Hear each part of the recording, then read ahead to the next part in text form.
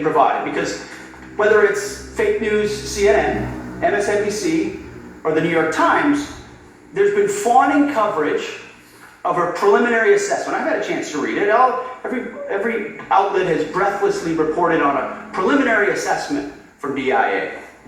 I'm looking at it right now.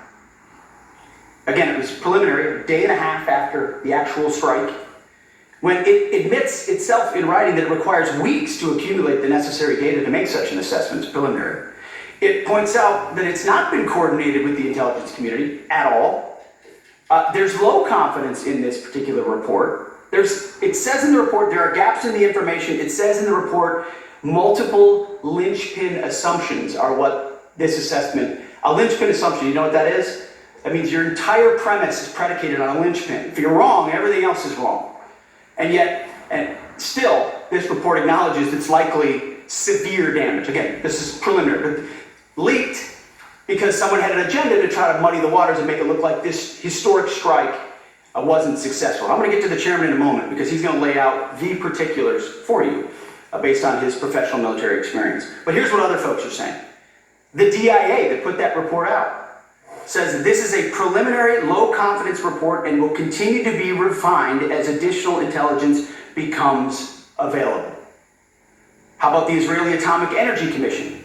The devastating U.S. strikes on Fordo destroyed the site's critical infrastructure and rendered the enrichment facility inoperable. Have any of these quotes made their way into the New York Times or the Washington Post? MSNBC? CNN? Any of these quotes? How about this one? This is a new one from the UN, the United Nations.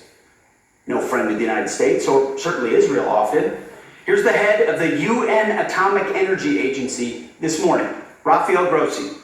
U.S. and Israeli strikes caused enormous damage to Iran's nuclear sites. Don't take my word for it. How about the IDF's chief of staff?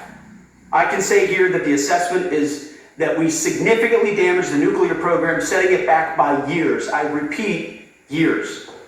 The Iranian foreign minister, the spokesman, our nuclear installations have been badly damaged, that's for sure.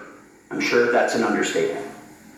John Radcliffe, the director of the CIA, putting out a statement just last night. CIA can confirm that a body of credible intelligence indicates Iran's nuclear program has been severely damaged by recent targeted strikes. This includes new intelligence from a historically reliable, very different than preliminary assessment with low confidence. He's saying historically reliable and accurate source and method that several key Iranian nuclear facilities were destroyed and would have to be rebuilt over the course of years. CIA continues to collect additional reliably sourced information to keep appropriate decision makers fully informed. How about DNI Tulsi Gabbard yesterday? She writes, and I quote, "New intelligence confirms what POTUS has stated numerous times. Iran's nuclear facilities have been destroyed." Institute